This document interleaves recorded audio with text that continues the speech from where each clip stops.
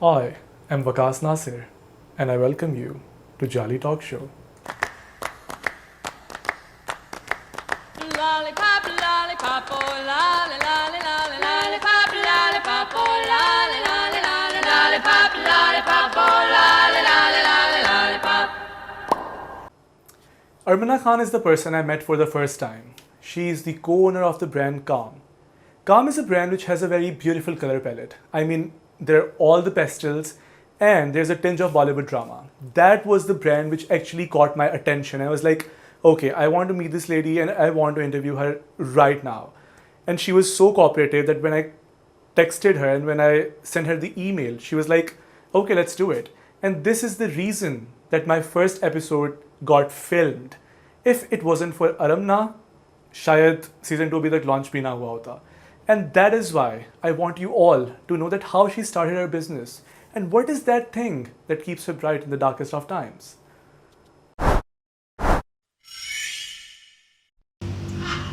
Hello Ramna, how are you?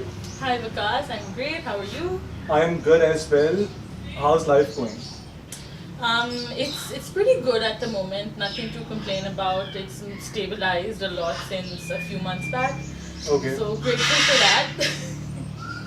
Firstly, I would like to say that thank you so much for agreeing to do this interview because the place that you've offered is really amazing.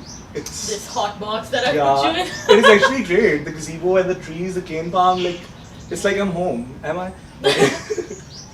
So, Aruna, the question that I asked that how is your life right now was because when the COVID struck, there was something new for everyone, right? So, what was that thing that you went through when the COVID struck? Like, what was the biggest change in your life?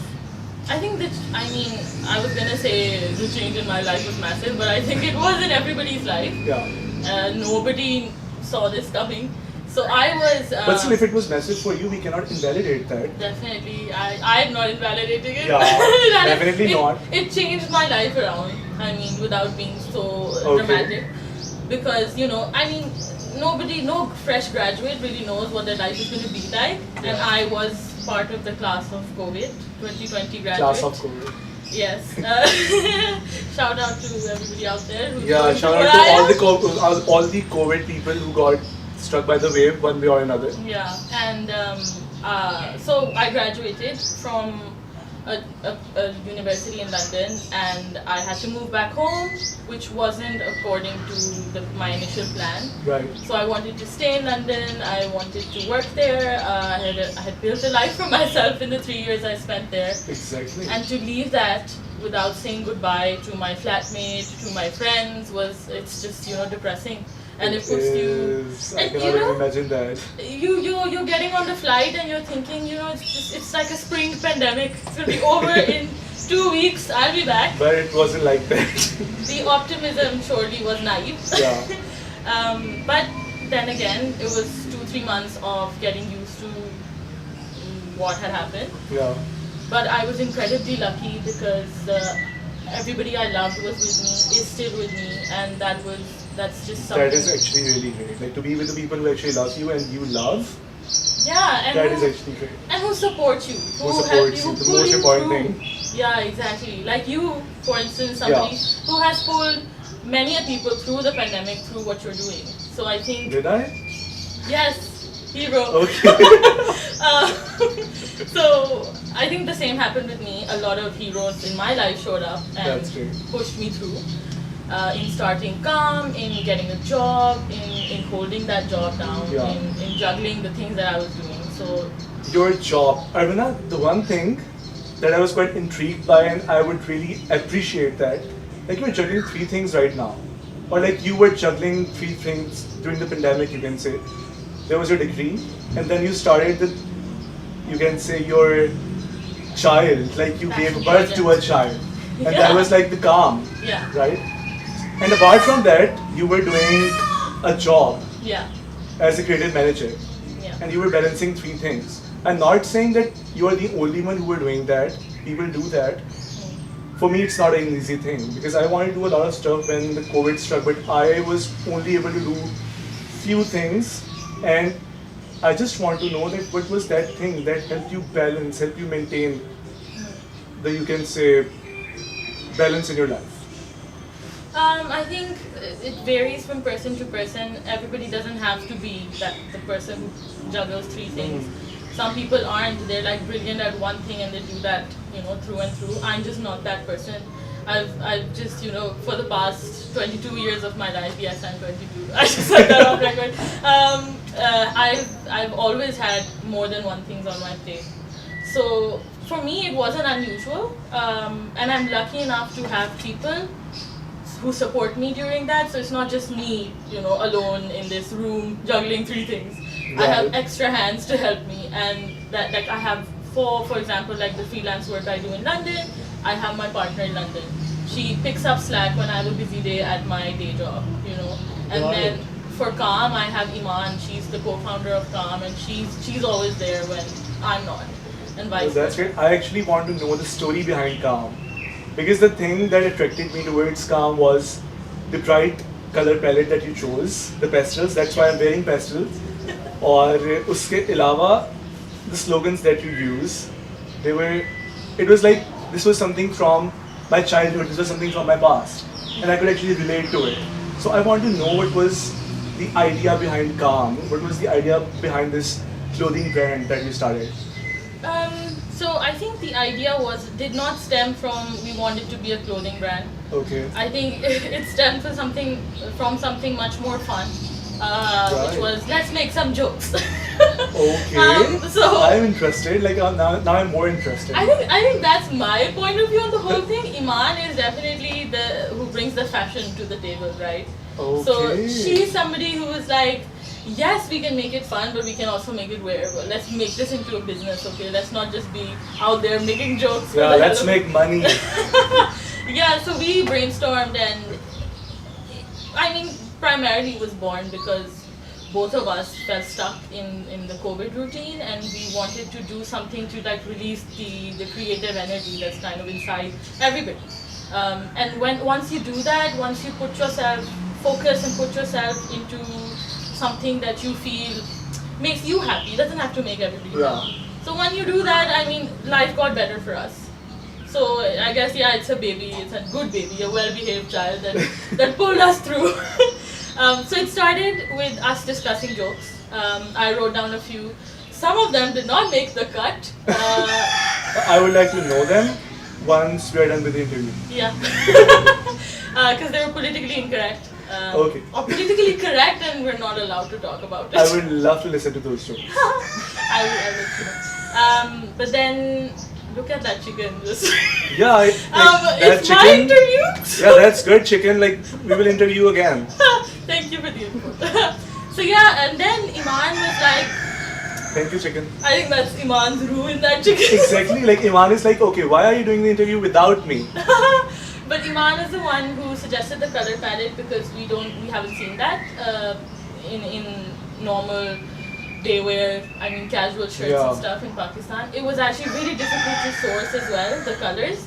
So, but we went through, because I don't know, they don't make pastels. Because I actually wanted, that was difficult for you to source and it was COVID, so that must have been very hectic. It was chaos. Yeah. But I think we got lucky because our family supported us a lot. So it was not just my and Iman's contacts, it was my sisters, right. My mother's, my father's. Everybody was like, okay, this is what we can do. And we didn't want significant financial support from them because we didn't know if this was going to go up or tank. Exactly. And we don't want that dent, And I had just graduated, I wasn't making any money. So it was like walking this thin line of let's do what we can do with what we have and make it funny and make it nice and humorous. And you actually did it pretty well. Like, I loved whatever you did. Like, I was constantly following you guys and I was liking the things. And when you announced that giveaway, I didn't win. Oh. I didn't get anything. I feel sad about that, but that's okay. That's perfectly fine. And you said that you are people's person, and you were apparently studying anthropology before. Were you? Let's say I was almost about to get a degree in anthropology, and But then you switched to arts, switched to directly to advertising. directly to advertising. Like, Yes. So I was like, yeah. you want to do anthropology. everything. Like, I want to do this, I want to do this, I want to do this. Okay, I want to do everything. Yes, because you Stop know. me if you can. Don't try to stop me. I'm very easily convinced. But yeah, the anthropology was something I wanted to do. Yeah. I met an amazing woman. Her name was Sherizad Adam. She had like long, white, flowing hair. Okay, she was. Okay, She would Khaleesi? wear these. What? You met Khaleesi? No. She was like a 70-year-old version of Khaleesi. You can say, okay. Oh. But she was much more cooler than Khaleesi because Okay. she, like, you know, wore these colorful clothes, and I was actually interviewing her for a history project, and Okay. she's somebody who inspired me to go into anthropology because she was just so interesting, and I was like, the more I talk to her, the more I find out that, you know, people are just so different but so similar, and it was amazing. Yes. And then I was like, okay, what degree will help me do that? And I was like, anthropology. That's cool. And I got in. I was about to go study anthropology in London at LSE, and then I didn't meet my condition. Okay. And I was like, And that's how you ended up in arts and advertising? yeah, sure. I was like, okay, I still want to stick to people. I want to know Right. more about them and what interests them and how to kind of talk to them. And I guess advertising is something that helps you do that. And that is actually really good. Okay, Iman, there's one question that I ask every guest on my show. What is that thing that keeps you bright in the darkest of times? You just called me Iman. Oh, The chicken worked! oh my god, chicken worked. Sorry, Iman, you are it was here in Armina. spirit. Iman, please don't do that. We will give you the credit. Me and Vikas are obsessed with you. Yeah. Because you know fashion, Iman. Like, Yeah, you clearly. dress in the color palette and you are not here. Like, we miss you. So, Armina. Yes. It is like a friend's flashback when Ross called Rachel's name on the altar, and I was like, I take the Rachel. Oh It's God. Armina. Yes. Now So, everybody Armina, knows. what is that thing that kept you bright in the darkest of times? I'm kind of. I keep reiterating this, but the people around you, they keep you bright when Right. you yourself can't. But at the same time, I feel like knowing who you are, knowing that in that moment you may not be that person, but you have persevered, you've come a long way, and just kind of embracing yourself. Exactly. Yeah, and just being your, you know, support system, your best friend, and just doing it for you. Because like you keep on focusing the importance of people who were around you, and I have experienced that in my life as well. Because I had my own family and they were pretty supportive a lot of times. Same. A lot of times. Stereotype. Not all the time, but a lot of times. Where it mattered. Yeah. So they were supportive towards me, and I can actually say that it actually means a lot because there are people around you, and sometimes they envy you, sometimes they hate you, but to find actually the people who actually support you and who actually show that they care for you and they will be there for you. Yeah, So it actually really matters. definitely. And that's why I guess you took deep interest in actually people. Yeah. And you said that you were going to study anthropology. Yeah, for sure. Because I actually want to pursue my career in clinical psychology now. Oh, okay. Can I do that now? Go for it. I think you'd be great at it. Yeah. I think I should do that. It's like an interview. Probably. I don't know. I shouldn't be making statements Yeah, about we shouldn't be making what statements because you don't know about that. Yeah. Maybe your next person you interview could be A clinical psychologist. Yeah. Yeah. That's actually really cool, not to divert from my interview, but we really need good psychologists in Pakistan, and during COVID, that's kind of that vacuum needs to be filled. Like it's become more apparent. COVID-19 was the moment when I realized that there is the vacuum and it needs to be filled. It was always there, but we didn't actually realize that. That's true. But now when I see it, so I think that we need clinical psychologists, and not just like normally, we want them in our schools as well, because you are doing what you wanted to do. You had supportive people around you, but the people we have in our schools, children that we have in our school, उनको नहीं पता होता उन्हें क्या करना है. They just want to be a doctor, they just want to be an engineer.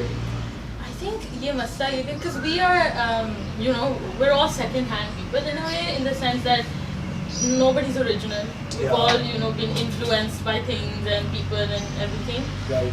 There's a lot of pressure on teenagers and people in their 20s to go figure yourself out. Okay, find yourself. And I don't think that's possible. Yeah, it's not possible. You can't seek yourself, because when you go out seeking who you want to be, you're Yeah. just window shopping on like, okay, I like him. I kind of like this engineer person. Exactly. My dad's a doctor. Exactly. What if I Maybe- don't want to be a purse? Yeah, you know, pretend to be a purse bag with you from that movie. Yes. Why not? जिंदगी ना मिलेगी दोबारा. बिल्कुल. So it's just why you putting that pressure on kids? Yeah. And kids should realize that you already exist. You know, you don't need to find yourself. You need to look within. अब ये थोड़ी deep हो रही है. I don't think kids will understand this at all. But Yeah. But still, like you can yeah. say that. You need to explore it from the center, basically, in the sense that you need to do what you want to do, just do it. Don't think about it, just experience where your instinct is kind of telling you, okay, you should draw a painting. I think all these insights, you should actually write a book about yourself. And you should name it Unfinished. That's cool. Just like Priyanka Chopra did. Are you thinking about it? Yes. See how easily I'm convinced. It's Okay. scary. No, I can't have a Are you fourth thinking thought. about it? Yes, I will think about it when you're gone as well. And probably a week from now, you will see that I have a fourth thing on my plate. Exactly. That would actually be great. Okay, Armana, thank you so much for being on this show. In the end, I would just like you to share something with the entrepreneurs out there, because you wanted to start something and you just did. I actually want to share that one tip or two to the people who actually want to start something but they cannot, they're not able to do it. What is that first thing they should do to get things rolling? I think you're gonna be in this on your own. That's a fact. Your Yeah. dad isn't going to be there with you every step of the Exactly. way. It's not gonna be your friends. Whoever told you to start a business is not gonna be with you once it starts. So I think That's true. if it's not coming from within, don't do it. If it is, then listen to your own advice. Nothing else matters. No surveys. You know, I mean, market analysis and assessing the market needs is probably important. Yeah, that is another kind of survey. Yeah. You should do that, but like, don't negate your gut feeling just because somebody else is telling you. Thank you so much, Armana. Thank you so much for being on this show, because like you agreed to it. Thank you for having me. This has been great. You agreed to it, and I feel like okay, now I can take it forward. Like I can interview more people. So you have actually given me that motivation, and thank you so much for that. Oh, thank you, Clark. Okay, guys. La, la,